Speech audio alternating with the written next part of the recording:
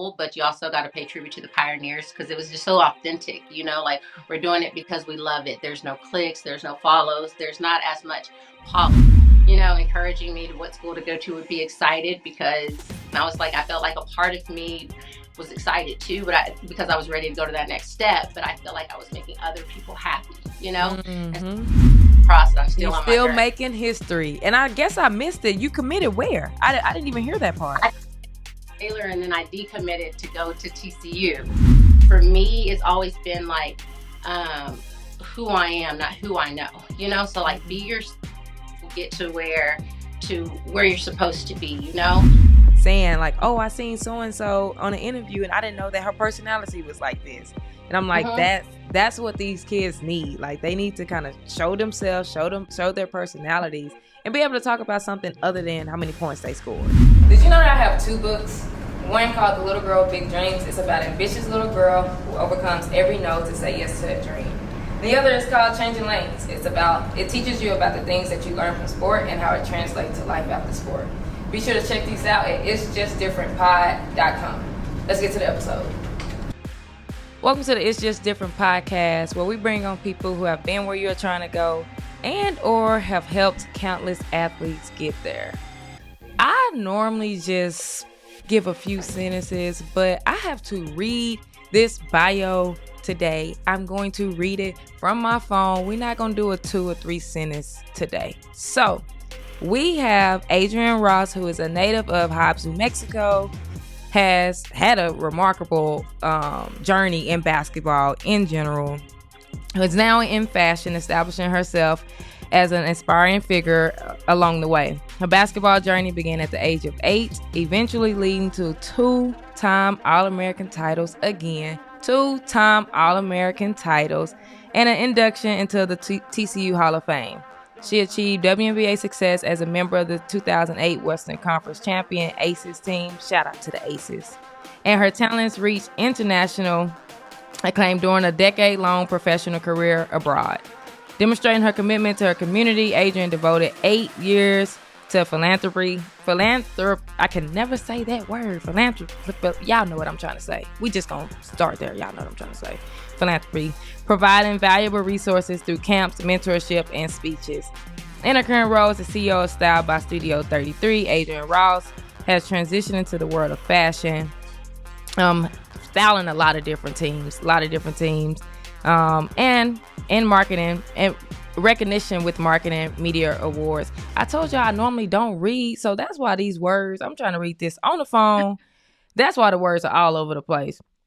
Her expertise in styling and creative direction has not only benefited TCU, but has also extended to LSU, SMU women's basketball team, and the Atlanta Dream WNBA team.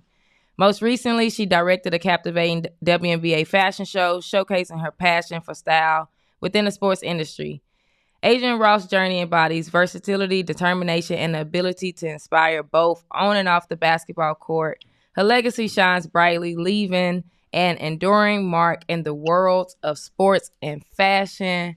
I done read enough. I'm going to bring her to the screen. Adrianne, what's going on?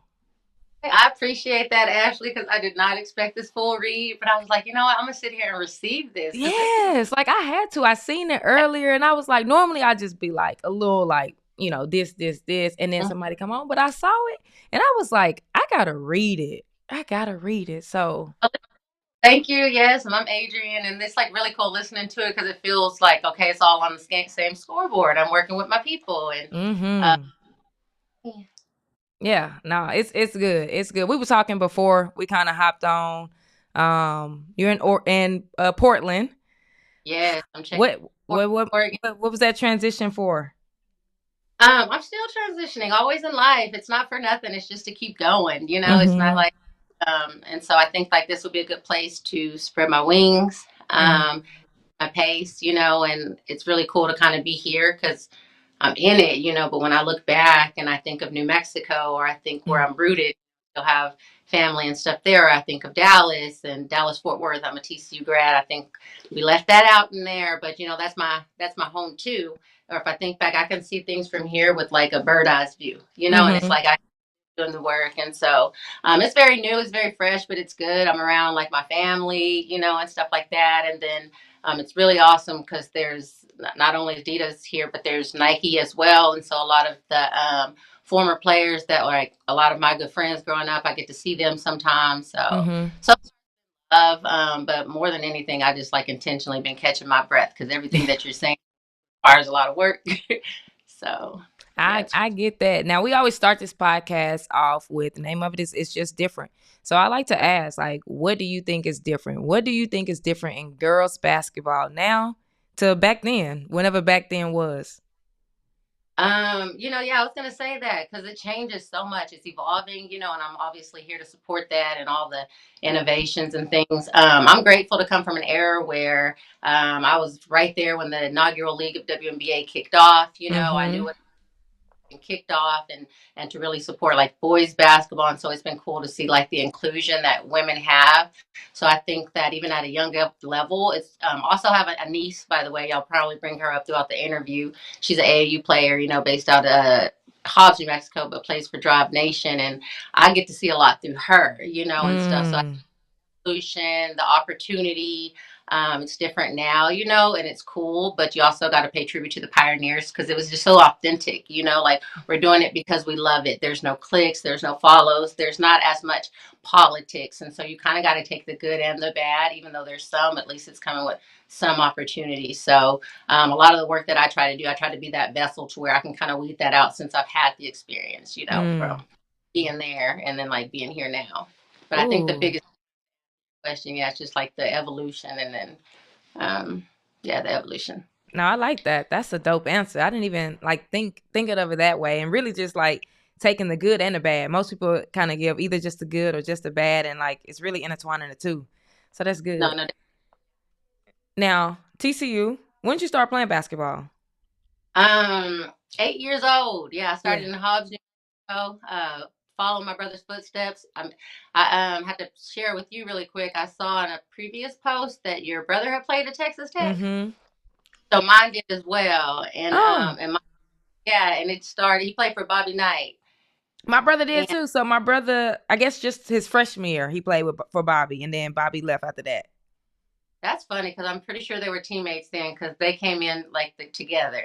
And so we probably should have did a little research before, but if that's what this is about. You get to talking and you figuring it out. But he ended up playing there. He played with Emmett and then also is in the Hall of Fame there now, was on the coaching staff when they went to the national championship. So Tech, I was just like, look at her. She's really a basketball fan. But Yes. that's it. What's your brother's name? It's Ronald Ross. I'm sure my brother knows him. Soon as I say it. I'm sure I love this for that whole little connection right now. But I started up under his wing at 8 years old. He was like 2 years ahead of me, really hard into just sports and basketball. And I seen him at the park. I was probably doing something creative on the side, dance, cheering, or something. They needed an extra one. Got up in the game, and I was just playing. Like I was just trying to keep up and stuff. But I ended up liking it, going out there on my own. AAU coach or little dribblers coach at the time is driving by, sees me out there, said I had a little game, and like I was like, okay, I'll come to y'all's practice and see. And they saw it was good. It was cool. That's dope. So you started 8 years old, older brother. How old is your brother? Like how old was he? So he was about 10. Yeah, so He had two been years. Okay, yeah, me and my brother's like 3 years apart. And similar that's story. Like that was that yeah, that's me. Like I started from watching my brother. He in the gym, he in the park, and I'm on the sideline.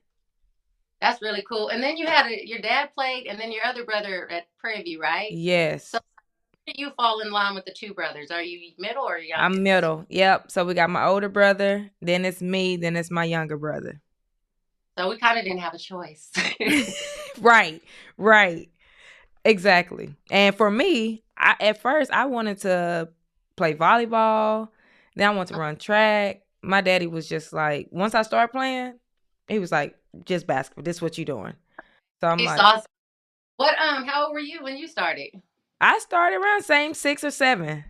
Hmm. So started on my brother's team. So I was the only girl on the team. It makes it better having like siblings that play as well. Like I had a good balance, like three of us as well, and I'm the middle. But my Mm-hmm. younger sister played, but she's also like she's a writer now currently. She does a lot of different things. But she plays some things, but she was more like kept me the balance. Like Mm-hmm. more feminine, girly. And I Mm-hmm. can take my side from my brother. But also, it's nice to have that. Like even just being an athlete, what I'm seeing these days, it's a lot of like me, me, me. Mm-hmm. And as a child, it's got to be all about us because it never is. But I had Mm-hmm. that like, I Yeah. just had. I was grateful. Now that makes sense. Now, right now, you killing the game in the fashion world, but I want to take us back just a little bit to how that even got started, and really, honestly, the correlation of that in basketball. Playing at 8, started at 8 years old, finished at was at TCU. How did we even get to TCU? Man, I mean, that's such a journey, and I'm so happy like to have like this opportunity to like to slow down as I'm in a Mm-hmm. moment of reflecting and I'm looking back and seeing some of these things, and I'm like, wow, it's been so to talk about is really good and exciting for me. Like I mentioned, started at 8, never stopped. Basketball was my ticket, and once I discovered like it was a talent, it was a gift. And I was coming from a mother, she had a single parent, my single mother, she raised us up, so you already know what comes with that. And she's working multiple jobs and things. So it becomes like, okay, she's glad she got her kid has something to do. And then not only that, it keeps you out of, it just kept me out of trouble. It kept me focused and locked in.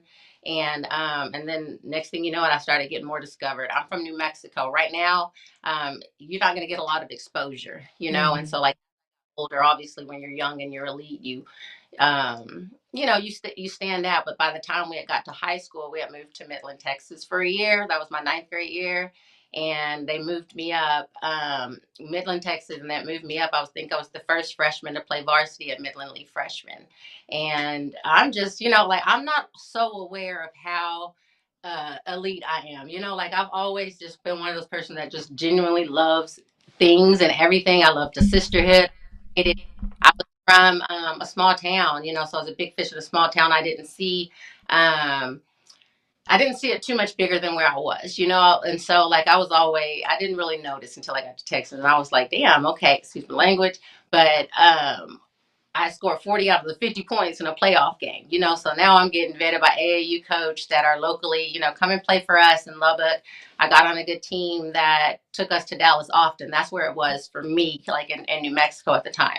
So I had the opportunity to play against like the Tiffany Jackson, shout Shout out to RIP, Tiff, from R.I.P. like Tiff. I'm yeah, she's so special, and so Mm-hmm. like a lot of times, I'm doing these calls and everyone's like, talk about someone current that you're working with this, and I said, no way, this is my story. Like these people need to be heard and known about, and like she just left like a little bit about her that she's not present, RIP to her, but like she did so much, and I always wanted to be known from my platform. And it motivated me every time we would go to Dallas, not just her, the Andrea Rileys and the whole group from Ichbon. And I was always trying to keep up and go there. I was excited to play. I always brought my A game, like that would be the time I would get exposure. So I started getting recruited with everyone else. Fast forward to that. Who did you play AU with? Lubbock Lady Hawks. Okay. I'm getting excited to talk about basketball. This is fun. I was just playing close. But what had happened, so in high school, I still stayed in New Mexico and just became an elite player. When I was a sophomore, I was the number one player in the state, leading the state in scoring. And then my brother was a senior doing the same thing. So we had a lot of that brother-sister duo-ship. He was a very hard worker and stuff. So he kind of kept me on in line because now like I'm a creative and I do all of these things. But imagine being this person then, but I got to stay in this box. So Oh. a little bit more. You're contained, like I'm like, and I was a little bit rebellious, but not, I just pushed it far enough. And so in the midst of that, I'm glad I had my brother.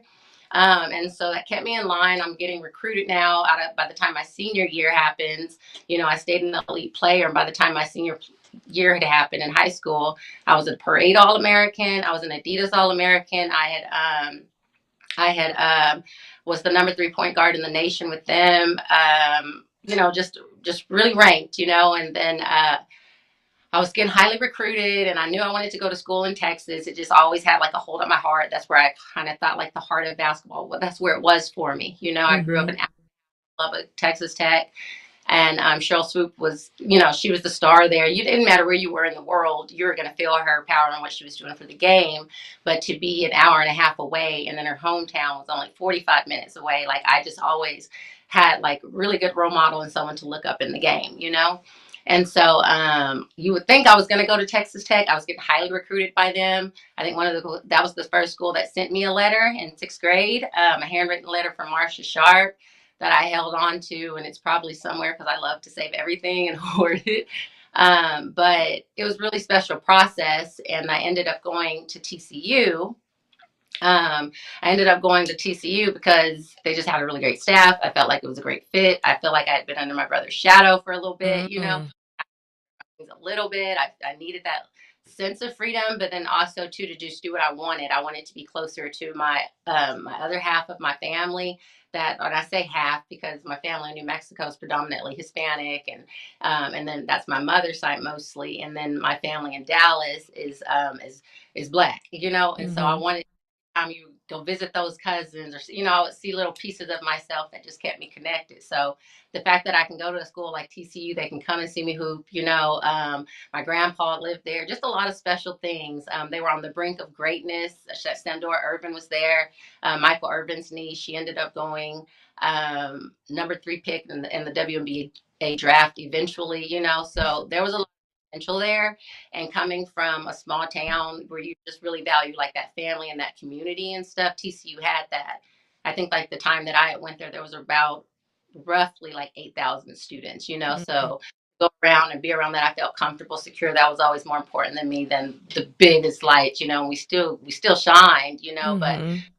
on the brink of that greatness. So I left obviously probably parts out, but it was TCU was in my final choice. I think that I went on my first visit to Texas A&M, and on the staff there, they had a staff full of Black women. I thought that was just beautiful. They came into my home for the home visit, and I saw how much my mother loved them. And I think it was just a sense of like security. She knows her child, going to be safe. And I was always reading those things, like, okay, Mm-hmm. and so when I go on that visit, and I can see it even more clear now that things have come full circle and I've seen them again, and it's beautiful. But I visited Texas A&M, and then I visited Baylor, and I thought I was going to go to Baylor. Like throughout the process, I actually committed. And then I went back home, and I was excited about my decision because I knew like my high school coach was going to be excited. I knew everybody that was encouraging me to what school to go to would be excited, because I was like, I felt like a part of me was excited too, because I was ready to go to that next step, but I felt like I was making other people happy. And Mm-hmm. and I still had TCU on my spirit. And then when it was time to call them and let them know I had committed and I wouldn't be going on my visit that next weekend, I was like, I can't do it. you know do it. I'm already connected to the staff and everything, and I just hated it. And my mom was like, "You have to do it." And I was like, "But I've worked so hard, like I will never be able to afford this ever. I'm going on a private jet. They found out I went to one at Baylor, and so now I'm going to get the opportunity to go on another one. And I was that good, but we also didn't have an airport in my hometown, so it's kind of like, okay, I'm not too much flexing. Like that was the option Yeah. then.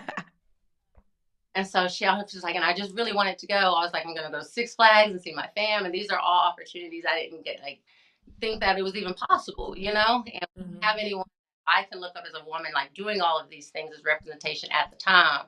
So she was like, okay, she let me go. And I committed. I didn't ask nobody, didn't ask no advice or anything. Really? But it had everything that I was looking for, that family like atmosphere. I could see myself on the court with those girls when I was practicing. I felt like I just felt something. So I ended up decommitting and going to TCU, and I would say the rest is history, but I'm still in the process. I'm You still on my still journey. making history. And I guess I missed it. You committed where? I didn't even hear that part. I Taylor, and then I decommitted to go to TCU. But when I called TCU to tell them like I'm not, what I did, and I'm not going to be able to go, it was just too hard. And then also Mm. Harry Tidwell, he was a recruiter then, and he's very good, and he knew the call was coming. I feel like they knew that. And so when I called, he said, "Hang on, Adrian, I'm going to get you on speakerphone." Got the whole team in here. Everyone say, "Hey, Adrian." That sounds just like him. So excited. He is too much. He's too much. And so even in my speech, I mentioned, and I mentioned, and like, I talk about him so much because we had such a special bond, but like, but it's never to leave Coach Mitty out because that man could coach and we had a lot of fun and his family, but like Coach Tidwell, he knew what Coach Tidwell's strengths were, they worked really Mm-hmm. well, that team in that era, and so, I was like, I can't do it. So I got Tidwell. And you Yeah. know what's so like beautiful about that whole thing is like I'm like looking at you like light up. Like and it shows that like you made the right decision. And what I heard was the family, like family atmosphere, like even your family, being able to be close to your family, the teammates, like there was a lot of things that went into play other than, oh, I get to throw on this jersey, oh, it's Nike, oh, it's Yeah. this. Like what advice Yeah. would you give kids like that are trying to choose the school and that are trying to choose the right school to go to? And I love that. I love that you even pull that question out of that, like, and you see it because that is the difference, like I didn't have those distractions. You really got to figure out like what's best for you, and you have Mhm. to do that. But it's really good to have that support, like, and it's harder now these days because you can benefit from these players and stuff. So it's like, what support is genuine. There was Mhm. decipher that. So you do have to figure out what's best for you. Obviously, I'm going to speak highly on brands. I'm with Adidas, and things of that nature. But I think the cool thing about, and when I say with them, I'm a partner stylist. I do a lot of the creative work. But it is full circle from being a and I'll get back, to giving them that advice. It's kind of like sharing my story, kind of answers the For question, hopefully. sure. For sure. But like being full circle from being an Adidas All American, I don't think they even know that that was the case. I think they kind of just see me in the alignment with what lots going on with the players now and stuff, and they see my work now. But I'm like, I've been coming, Yeah, like right. I him. It's so interesting, but I didn't have to think about that. But I can say that there are fits for everyone, Mhm. regardless. Even what I do aside from them is with my company, Studio 33, which we'll talk as it comes. But what I do and what I'm trying to do with this vision is like when I do this creative work, I'm kind of given experience that I didn't have to kind of like be that mentor, to give advice. And it's not affiliated with Adidas. I still get to work and I've done camps. I also have a training business. It's obviously I'm not running it. It's not active now, because I Mhm. can only so many things at once. But when it was, where it's at, it was for purpose and it's all tied together and basically to help these kids, navigate that process and not just at the AAU and the level where you're just starting, but when you're finishing and you need to transition over as a pro or as a high school to college or college to life or pro to life. And so when I get opportunities, I'm always giving that advice, like, to be yourself. When I did my project and I go and I speak to TCU, I'm like, you be your brand. When I was at TCU, I was happy to rep TCU. There was Mhm. nothing, there were no opportunities. I wish someone would offer me a deal. It probably, that's my scholarship. But that now it's just like, wow, you can do these things, but I have to tell them the importance. Like when you're being like, make sure you choose brands, NIL deals, colleges, AAU teams, whatever that's for you, that represent you. Because if you're just representing the team, if you're representing yourself, you're going to find the things that are for you. If you're being yourself, if I'm 40, it's just going to happen. I don't have to do like this or do anything specific or know anyone. It's always, for me, it's always been like, who I am, not who I know. So like be Mhm. yourself, get to where you're supposed to be. And so it's kind of hard now because you're not going to get everyone to say like, hey, that's just how it is. No, they're going to say we're better than them, we're better than them. In what regard? Because to me that's not important. This is important. So ask the right questions that apply to where you want to go, where you're at. If you have the resources around you, ask them, and then see, just know what you want for yourself, and you'll know what to ask. But fortunately for me, I've always had people to kind of like just know me because I have been that, and so it's easy to say, okay, this is for you, and it's easy for me to say that is not. Mhm. Mhm. No, understanding what's for you and what's not. Yeah, and it's hard though. Like if you break that away, I put it all in one chunk, but just for AAU, and even when you're choosing programs now, or choosing what I don't know all the language for, but if you're going to get in this circuit, if this fits Mm-hmm. grass, I get asked questions all the time because before I started styling, like I stopped playing in 2018. That's when my professional career finished. And then I started a training company that year in Hobbs, New Mexico. And so it started, I got me one client in inquiry. That wasn't even the plan. I was going to go back overseas but I had one girl and I'd already worked with them all the time. But when I do those things like basketball and styling, it was always hard. It's hard to charge because I love it so much. It's something Yes. gift, like I'm going through that. So I have one and I was like, that's no problem. And especially if it would be a dream for her, shoot, it's a dream for me. I'm going anyways. But then that one, she starts getting better or people seeing this because I always have a way of doing my thing. Like style to me is everything. You're going to see my style on the court, my style of training, and so my style, it started picking up. Next thing you know, I have 12 players. Now I have 24. Now I have them writing down schedules, calling parents on Sundays. Are you getting in here? Can I get the gym? And I'm running the whole business. And I'm not even knowing how this is starting up. I've already been, like you mentioned, philanthropy, providing camps every summer when I would come back from overseas. I would do one in my hometown. It would always be for a cause. It was my way to give back. I didn't have that growing up. And even if we did, I didn't ask because it was not within our budget. I was already grateful for being able to go to 2 AAU tournaments that month or, like those things, like the little things were really big things then. And like the trick is to know that even as time has gone, I realize it's still the little things. Mm-hmm. But as I come back and do those camps and things, I just fell in love with the kids and I fell in love with community. Clothes had always been there. I'd always been stylish, just not a stylist. We kind of just got to that part. And then I started training these kids, and it was just something I did in 2018, just in a build a company called A Train. And as it was developing, life was happening. My mother ended up getting diagnosed with cancer about 3 months into me starting this. And I'm like, well, God already has me here. And I kind of, if I don't go back overseas, which I was, and honestly, that was very hard, by the way, but I'm always thinking like, okay, God, what are you doing? Where do you have me and why? Mm-hmm. And felt that then. And it was so hard to grasp that, and it still is, but it was so easy to see what he was doing. So as I'm starting training these kids, I'm seeing that it's giving me something to stay the course. You know what I mean? It's also alleviating stress because I'm like, okay, there now it's to the point where I have income. I'm have Mm-hmm. positive around me. They're asking I'm able to help my mom and be here and be present. So I ended up retiring after I figured that out. Like, there's no way I can go back overseas. And But where did you play before overseas? I played 10 years overseas. I played 4 years in Poland, 2 years in Spain, had some time in Turkey, Sweden, Romania, Ooh, I love it. and Lebanon. Yeah.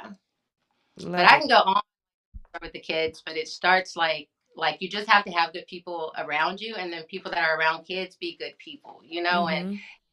let them find what's best for them, not what's best for you. Because if the better positions that we put the youth in, we'll all be in. So Mm-hmm.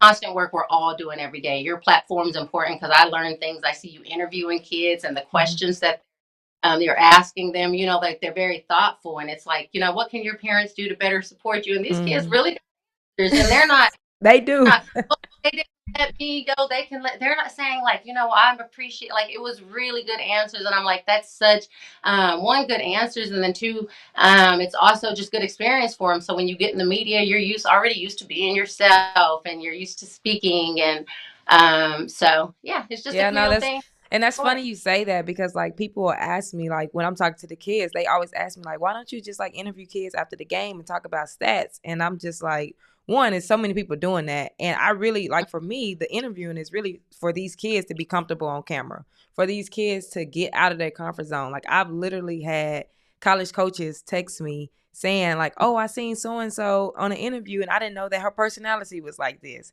And I'm like, Mhm. that's what these kids need. Like they need to kind of show themselves, show their personalities, and be able to talk about something other than how many points they scored.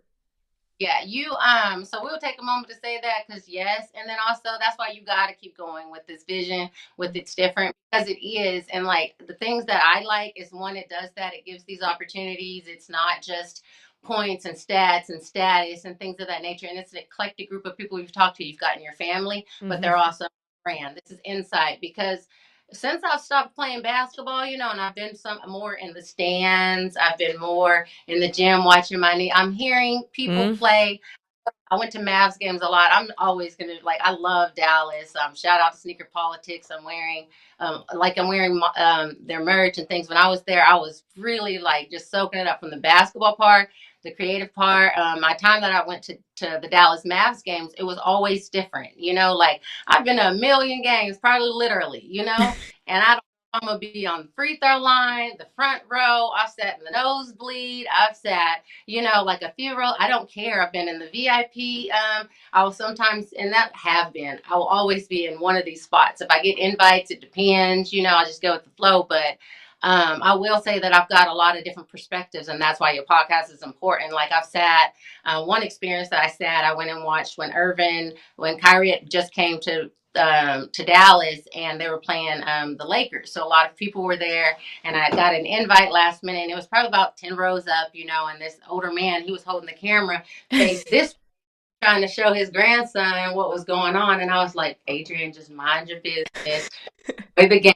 Finally taking the night off, enjoy the game. And I just couldn't help it. And I was like, can I help you with that? And like and he had two people next to him, which they were younger. And if they ever see this too, I'm like, y'all could have helped him first so I didn't have to this. But I said, isn't, and I saw it was his grandson. And I was like, this is so sweet. And he was just watching. And I said, I just flipped the camera and I was like, oh, and he kind of felt like, I don't know if you felt this way, but I felt like the energy I felt was just like, I wanted to make him feel better and comfortable because I thought it was still cool. So I was like, isn't it cool technology now? You can share these experiences with isn't it cool? You can share these experiences and this is so awesome. And he was like, yes, it is. And I was like, and your grandson was so excited. Does he play? And we ended up talking. Well, turns out, he's here visiting from someone on and not just anywhere in Arkansas. I want to say he was the principal or someone from across the street from the museum with Arkansas 9. He was giving me all this history that I wrote in here just in case I ever want to do a documentary or something. But he Mm. had the guys that kind of ushers that were in. He was a former D1 player too. He's pointing around the gym telling me all these cool basketball stories, so you never know why someone's in the game, at the game, what it's doing for them, the brotherhoods, the sisterhoods that come from it and stuff. So it's been very humbling to be like on this side, like just different places and different perspectives. So you got to keep like, and I like that it's not the same setting everywhere. Mm-hmm. Like today catch me in the car. I just knew it was going to be quiet enough you could hear.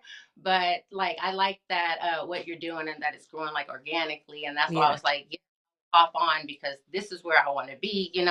We're all growing together, Mm-hmm. so. No, for sure. No, I love that. Thank you. Thank you. There's so many ways I can go with this, so many topics, so many things that you've said.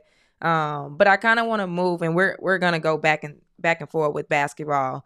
You talked about TCU, talked about overseas, haven't talked about the league much, but played in the league. What was life like when you first put down the ball? Man, first put down the ball.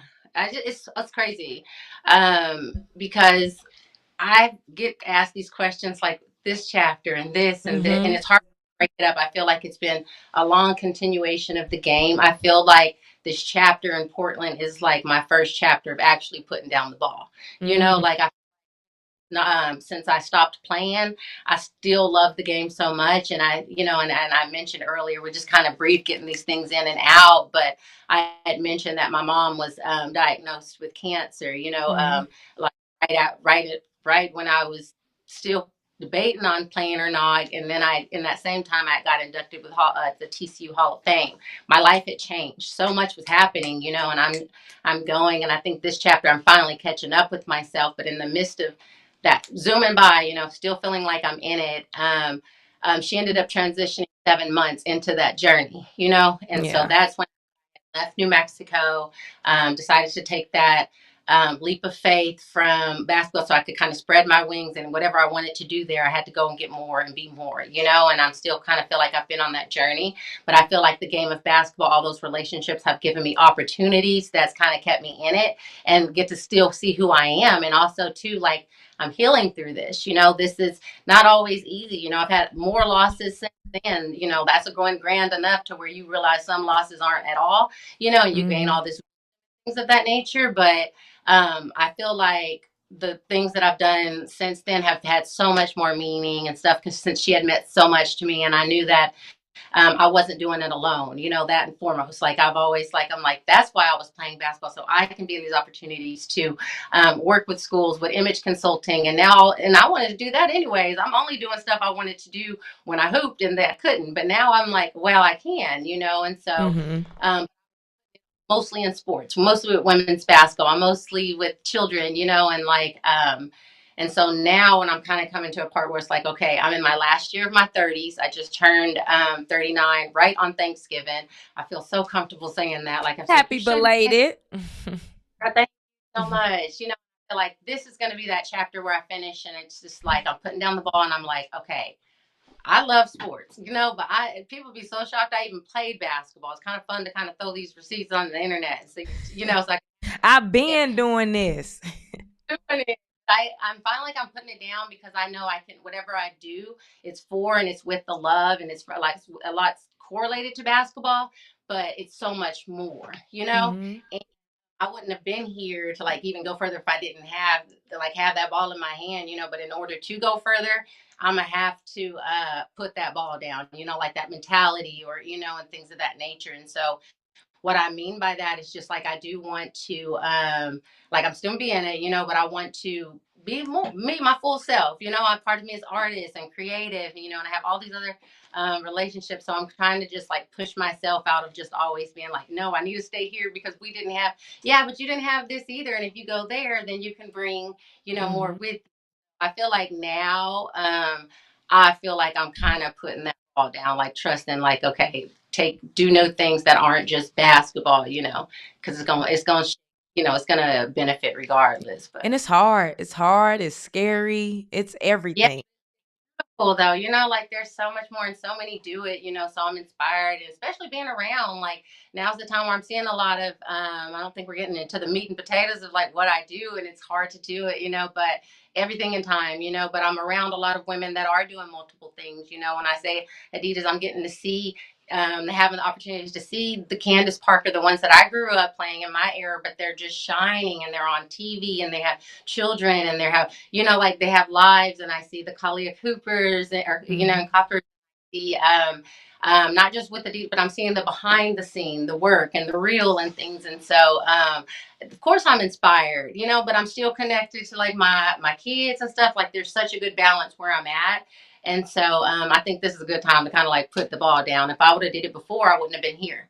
Yeah. I wouldn't have been here. So, it's going to be a really fun chapter, and I'm looking forward to, like, using my voice, to, like, kind of say these things articulated. Everyone's like, what are you doing? This, that, and the other. And I'm like, kind of figuring that out, but I definitely have a clear vision. Like, hang on there, and so, that's where I'm at now. It ain't easy. It ain't easy at all. Yeah. And let's get into it a little bit. I've followed your page and love what you do. And same thing. I'm always like, okay, like, what exactly is this? What is that? What is that? So I want to get into your business, how long you have started it, what it looks like, what exactly you're doing. Yeah, let's talk about it. Okay, cool. So it's Style by Studio 33. It's a style and image consulting company. It's a process. Like, and the crazy thing is when I first started it, I thought I needed to have I needed to have the branding. I need to have this. I need to have the website. I need to tell everyone what I'm doing. I need to give my, and I started it with the pitch deck. I did my whole process. I had a corporate, and I took my leap of faith to get there, but it's designed basically to bridge the gap, basically create opportunities the same way that I did with basketball camps, when I would come back and provide resources, to the community and things. But I would also use my connections. I had so many friends from college, pro, NBA, WNBA send me things to give to the kids as rewards if they won something in the camp. It was, and so, and it built like a momentum and a movement, and I saw like it was benefiting the community. So the same way that I did that with creative basketball camps, and I say creative basketball camps because I would reach out and have firefighters come and bring big tires and ropes and set up an obstacle for one of the stations so that they can connect. Can you please wear your uniform? Not the big old ones, but the ones y'all wear, little blue shirts and belts where you think you're cool. Bring those because you are. Kids need to see that. And then yoga, my sister's an instructor, and so I'd had her like teach the kid yoga, but that's just planting the seed to know how important it is to be peaceful, like especially as an athlete, to be able to control your emotions and things. And so that was a quick station, we did different things, and I saw how fun that was for me. I felt like I was in. So when I started Studio 33 and started tapping into my styling and creative abilities, and I was already working and seeing how like companies are being built. It's 2020. That's when it started, when I was in quarantine. And so I'm watching, I'm seeing what's happening in the world, and I'm seeing what's happening and the opportunities that are open up, the people who are not necessarily your people, like I'm seeing everything, and I'm just like, whoa. But I'm also seeing myself. I'm like, whoa, I'm called to not only speak up, step up, and go after my dreams. If not me, then who? And so that's whenever I took that leap of faith and started this company, and just really wanting to look out, like just have someone like me, just have someone like me, for others.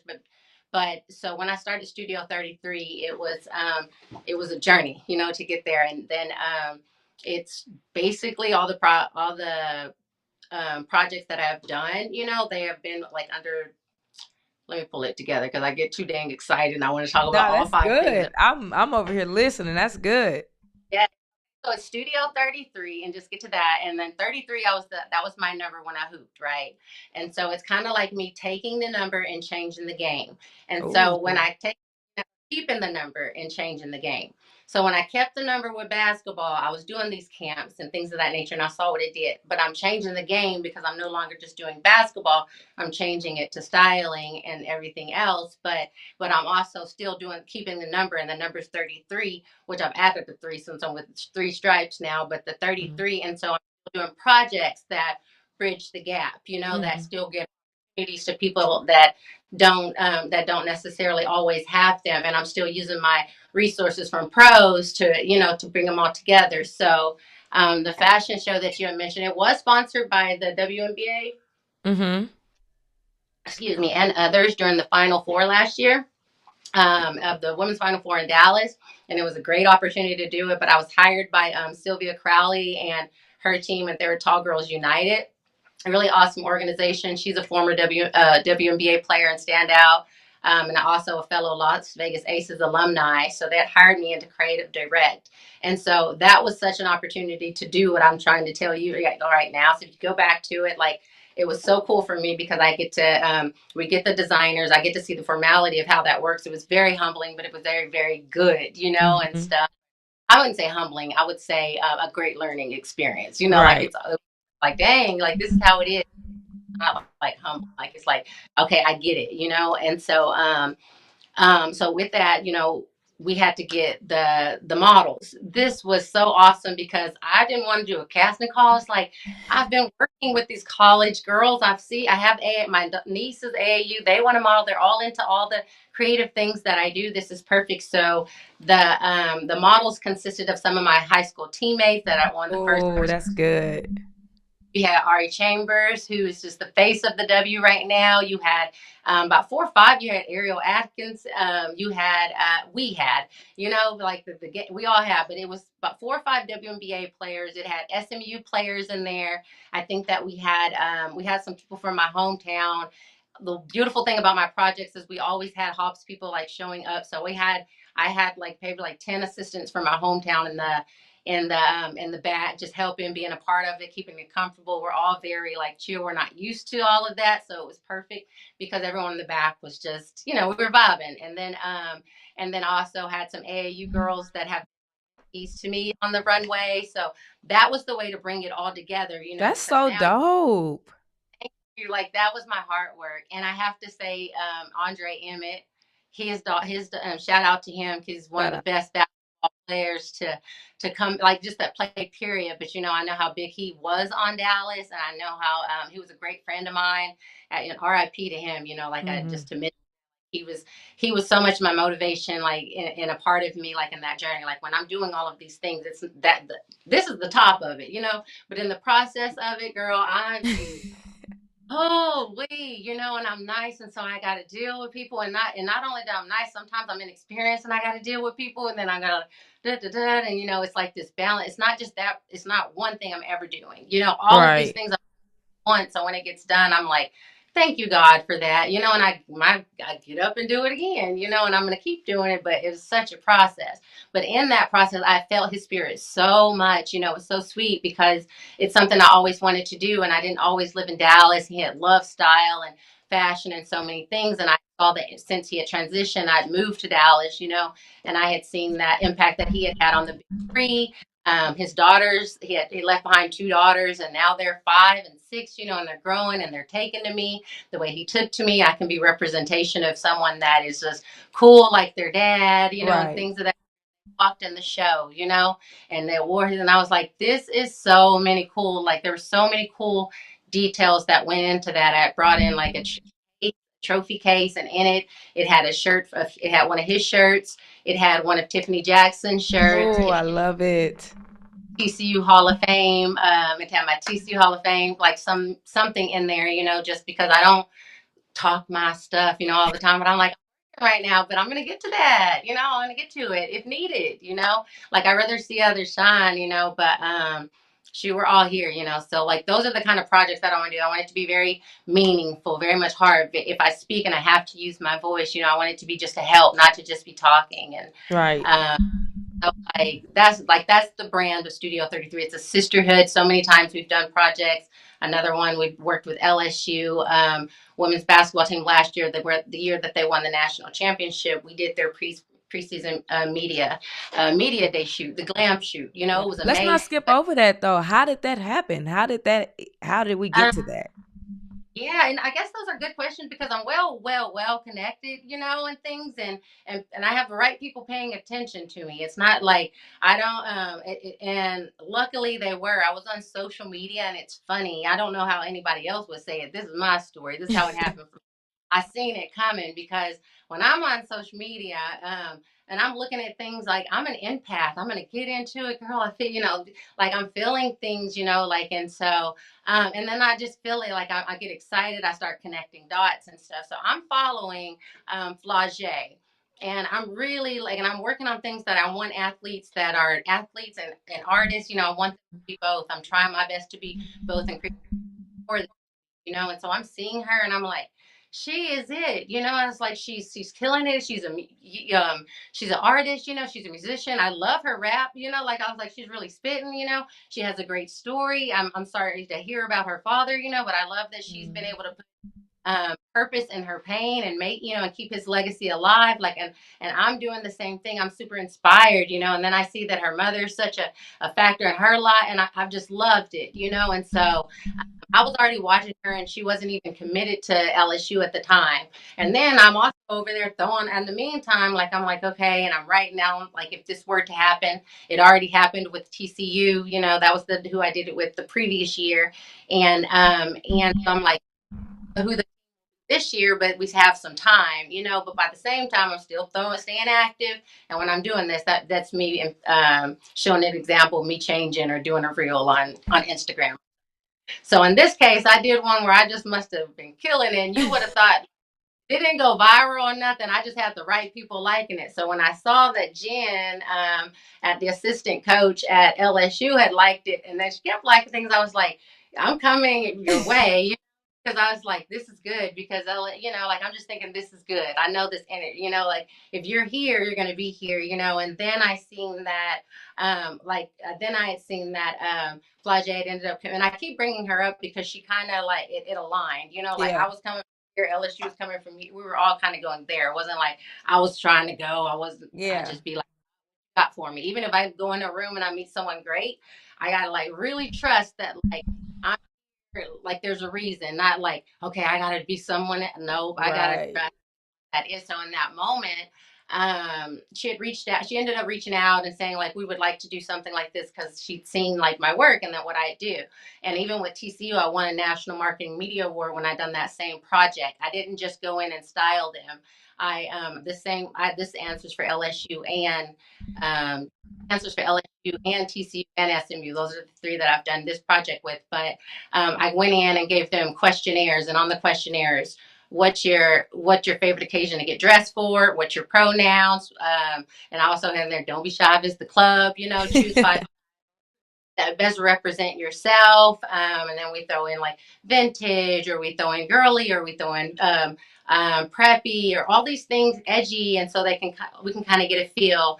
And then we even ask like, tell me an Instagram page that inspires you to be a better dresser, inspires you to be a better person. You get to know them, and then once I get the questionnaires, I evaluate. I go look at their Instagram page. I kind of get a feel for them, what kind of style, just so that we can give them this. And this whole process is to give them experience of being like growing into themselves, being themselves, so that they can go be themselves and get these NIL deals, or go feel good, or Right. just have an experience of like of what it feels like to get styled, and how I wanted to be treated when these times weren't here yet. And so then we follow up once we read them. We did mini consultations where they come in. One of the questions is like, what's a song you can listen on repeat while getting ready? So like, so they put their song on, but then when they walk into the consultation, they got their song playing, so we can kind of set the vibe, Yep. walking in, and then we turn it off. And then I was like, what do you think about this fit? This is what I come up so far. Then I designed the look for them. But this look is to keep, it's more so to put what's in them, bring what's in them out, not like put something on them. I'm glad I have the gift to do that, because it's like, it's cool, but it's really doing something. So we come, and then I hire the makeup artist. I like to get like Black makeup artists. We work with some of the best in Dallas. Shout out to Fatima, because she's been on like a lot of the projects that I've done, or the those media projects in the Dallas Fort Worth area, and she's killing it. And but in many others, and we tried to bring like just representation, or someone that's gonna know like, hey, the shade Yep. she's all over. This might be on Forbes, this might be on GQ, this might be on ESPNW, ESPN. Like, let's make sure they're looking good, crowned down, and they're feeling good. This experience. So we bring in the makeup artists, we hire the photographers. Shout out, to and everything. We bring in the whole team, and then our contract through my company, the whole team. And when I say we, I work very close with Allison. That's my business partner. And then I have wardrobe assistant per project, because we Ooh, I don't know. know this is a lot. This sounds like a lot behind the But scenes. it's a lot, but this is what it is. And so when we did that when she reached out, wanted to do that with LSU, I was like, yes. But then she had signed, and then when I started and I was like, this is awesome, and I was so fixated and couldn't believe that alignment. When it was time to get to the part where I'm shopping and buying the clothes and getting the clothes and stuff, I'm fixated on Flage's outfit. I got it fire, and I was like, I looked at her and I was like, no, she just set the bar for everyone else. If everybody else's can't be as fly as Flage, then hers is not, like I have to be for every single body. I have to be able to see them that same kind of way. And so it pushed me as a person to see like, okay, she's preppy, she's a sorority girl, and she got her boyfriend in every picture. So I don't know if I need to put him a look here too or whatnot. And so it's just been a fun process, to do those. And that's how it kind of happened. And when I say Jen, assistant coach, keep in mind, I got recruited by Baylor. So she sat on my couch in Hobbs, New Mexico. My mom was present and recruited me and seen me practice, and knows, has seen my evolvement, not as just a person, but just as a professional on the court and off the court. So I'm very happy to have those relationships. That's another thing I would tell kids. They're important. This is what Ooh. I do.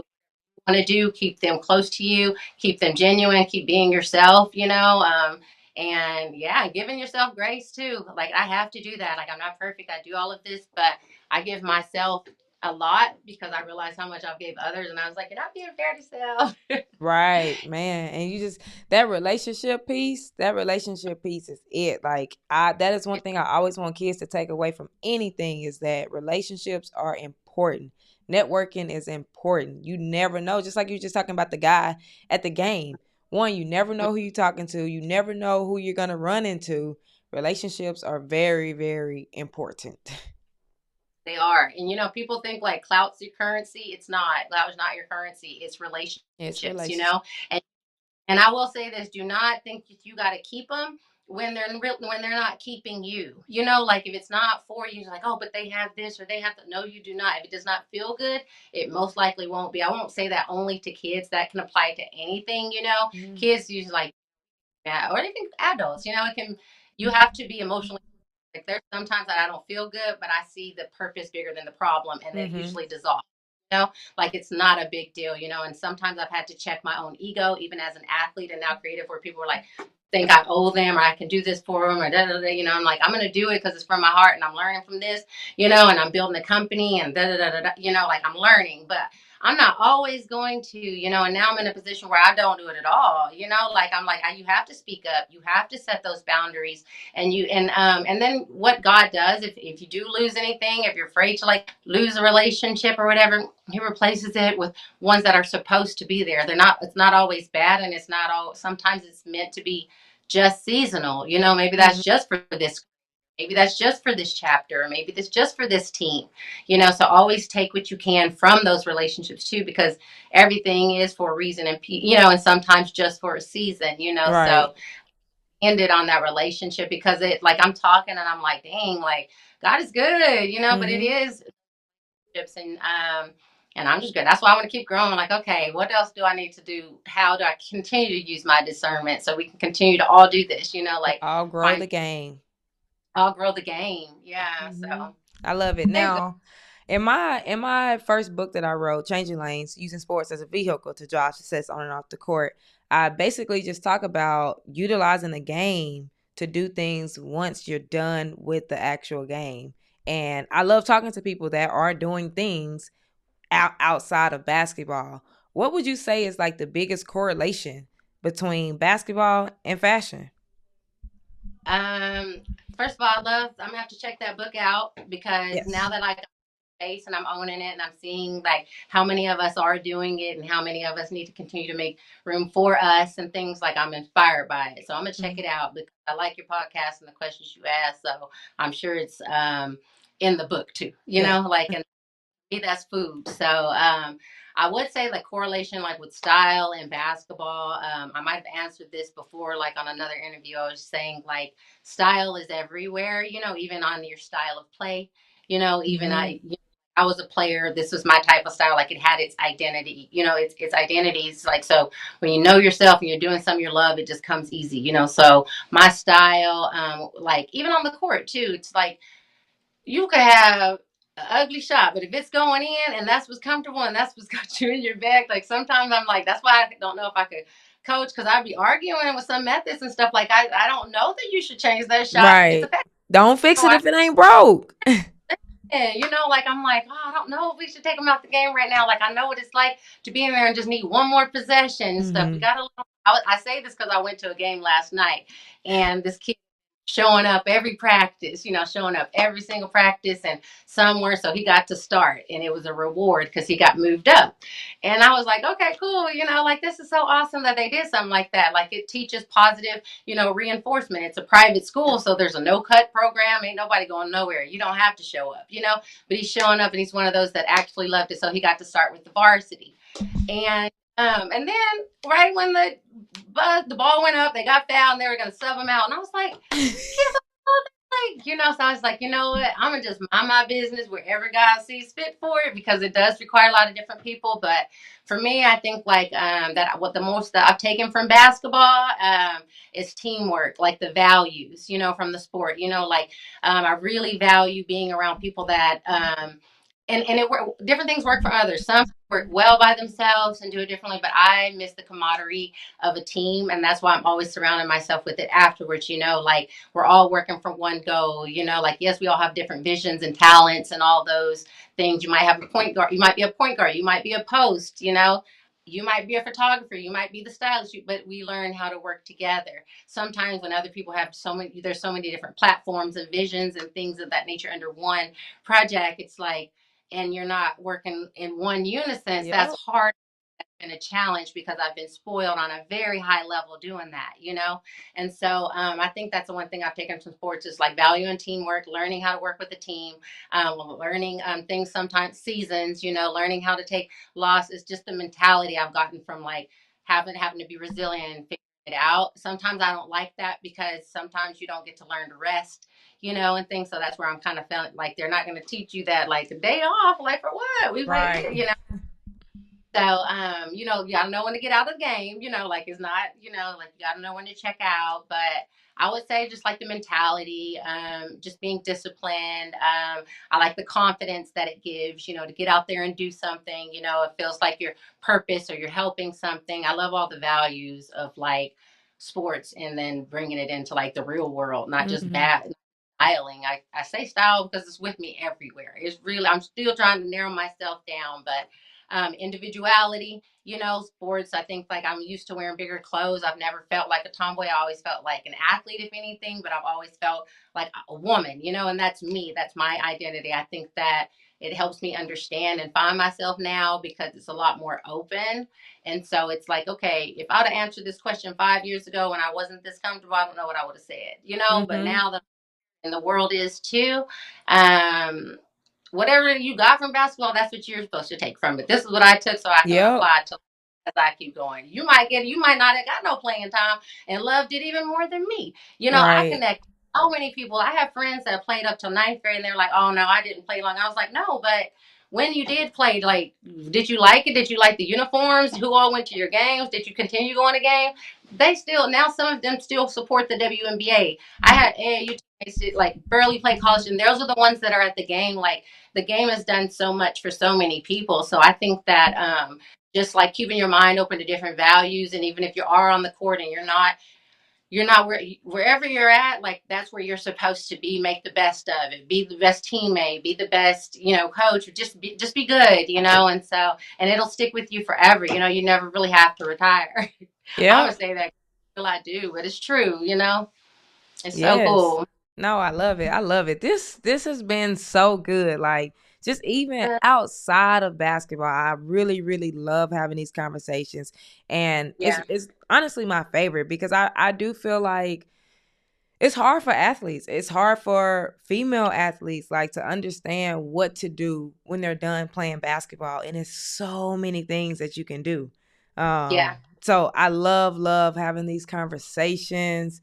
We end this episode with a little bit of rapid fire. It's not really rapid fire, but I'm gonna keep calling it rapid fire, and I'm gonna say this on every episode till somebody tell me something other than rapid fire. But we got 5 questions, and it's not really like a boom, boom, boom. Sometimes I have a conversation in between them. My But are you water. ready? Let me get my little water and my chapstick. I be on here talking and listen. Yeah, Okay. get that, get that. All right. Heather, Biggest ick as a player. I was gonna ask you what ick meant because someone had said it. What is ick, real quick? Ick ick basically means like something that like just got on your nerves or something that you just did not like. Like Um, Haters, simple. especially if they're on your team. Don't Oh, hate. yes. Yes. If you could live anywhere in the world, where would you live? Being present, Portland. I like that. Be present, be in the moment, where you're at currently. I like that. Your most Mhm. memorable thing of playing basketball. Um, do do do do do. Traveling. Traveling. We're going to go with that. Where was the best place you traveled? Um, I would say New York because I remember how excited I was. I remember how excited I was when I went then. We'll go New York. All right. Build your 5. Do you want to go WNBA or do you want to go college? Um, Man, I got to get back in touch with college. I've been so busy trying to help off the court. I need to see what they're doing on. I'll go with WNBA. WNBA. Mhm. And then let me see. Probably gonna put me at the point guard. I'm gonna Hey. go for people. Let's say this, and I'm gonna go and try to go around with Dallas. I'm gonna go with Andrea Riley at the point guard. Okay, shout out to OSU, Hall of Famer. She's doing things for the game too, off the court, on the court, always. So I'm gonna go with her at the 1. I'm gonna put me at the 2, at the 3. No, I'm gonna put my niece Zoe at the 2. I'm Okay. gonna be at, and then let's see, 4.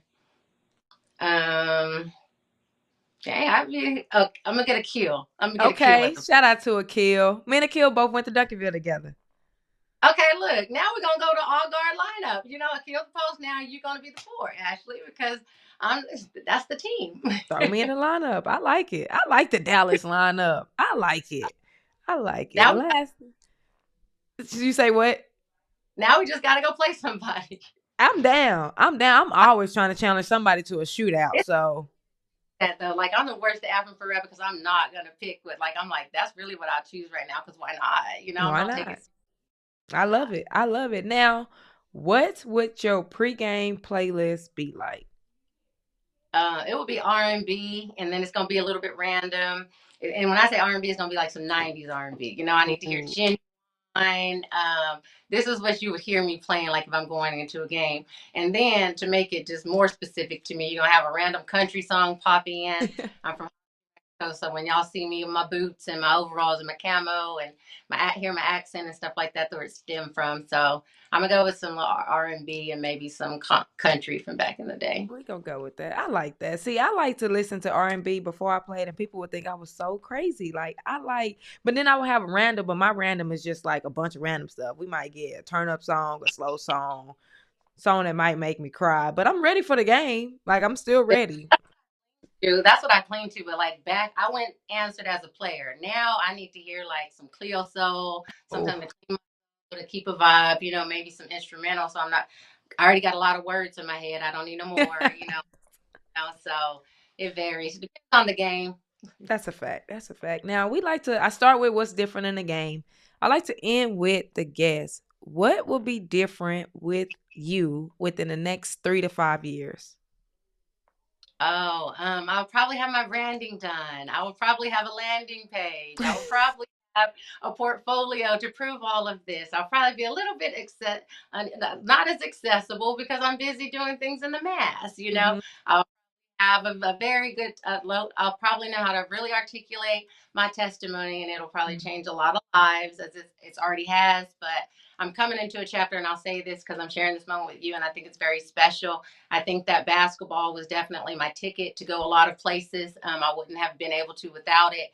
I think that and it was a talent that I had, let's get it there. Like I was being good at basketball, working hard, pushing through like the adversity with basketball, but it took me places, Hmm. and then style is something that's always been in me, so that's always going to go with me, whether I'm styling others or whether I'm styling myself or regardless, whether I'm styling the conversation, but I feel like it's been like the thing that's kind of taken me even further and propelled me, like really believing in myself as a creator and going after my visions. And it showed me things, but I think it's my voice that's going to help me be remembered as a philanthropist. I know that Hmm. I'm barely, sometimes I'm not even remembered as a hooper now, so I'm having to be Yeah. humble. And then, but then in styling, like I know it's cool and fun, but like I mentioned earlier, like I want to sit back and do these things and put other people in the position to do it. Other stylists, other aspiring. How did you do it? What works for you? Help in a bigger way. So hopefully I'm in a position to do that. If not doing it with myself, having another brand or someone else that's believing me to put me in that position to put others in that position that want to see the game grow. I think I'm doing it. If I stopped right now, I've already done it. But hopefully I'll be in a more stable position to where I'm like, okay, we're past those couple of rough years where you have to kind of figure it out, retreat, win, lose. It's Hmm. just so I'm going to be there. I'm going to be more healed. I'm going to be still watch my nieces and nephews play. And shoot, I don't know. I may even settle down or something. We're just gonna see. Oh, okay then. Okay then. I love you really keep dropping gems. Like every time you talk, something stands out. And you just talked about all of that of branding, of landing page, all of these different things that people think I gotta have this, I gotta have that, it has to be this before I start. You don't have any of that, and you have started and you are doing. So I love that. Okay, y'all. I lost my girl. I don't know what happened. I think her phone died, or I don't know. But we were at the end anyway. So great episode. Make sure y'all like, follow, subscribe, share Do all of that. Make sure y'all go check her out.